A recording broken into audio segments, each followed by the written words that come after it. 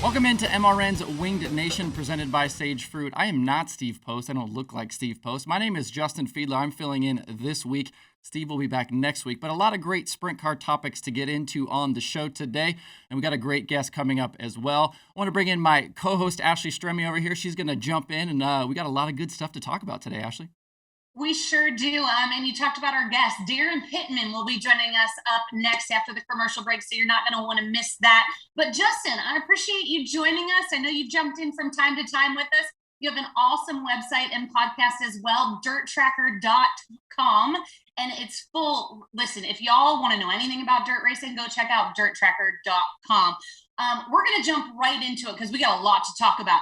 It is the lap around the racetrack, turn one, trading wings for fenders.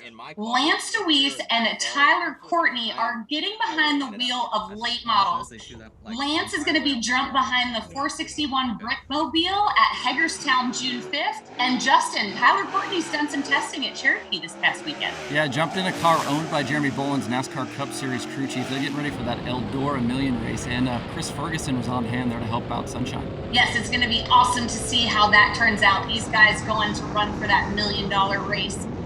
Turn it to brotherly love, this Sills family. We've talked about this so many times, but it was so cool to see Dominic cheering on his brother Gio picking up the win at Tulare this past weekend. Yeah, running out there on the front stretch as Gio was coming down to win that race, and we almost got to see Dominic win on Saturday night. Would have been great to see a Silsy sweep there. They definitely would have burned the place down. Down the backstretch headed into turn 3. The sprint car guys are dominating in the NASCAR world, and Justin, you know all about that. Yeah, for sure. You know, we've seen Larson, we've seen Bowman. We had Chase Briscoe win this last week, and even if you want to bring in Ryan Blaney, not a sprint car guy himself, but his dad sure is.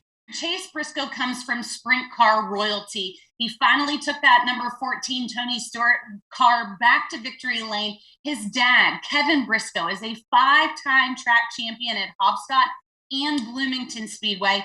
And his grandfather, Richard, was a car owner for, you mentioned the Blaney name already, Dave Blaney and Rich Volger. So it was super cool to see that. And he's going to do some more sprint car racing with his Cup sponsor, Mahindra Tractors. Yeah, for sure. Great stuff there from Briscoe this weekend. That guy was super fast. Yes, and a little shout out to TSR Nitro as well, as Matt Hagan picked up his first funny car win. Now into turn 4, Jimmy Sills. He will be inducted into the West Coast Stock Car Motorsports Hall of Fame on June 9th. He has 8 World of Outlaw wins. He's a 3-time USAC Silver Crown champion, 6 Northwest Dirt Cup championship, and 15 USAC Sprint Car and Midget wins.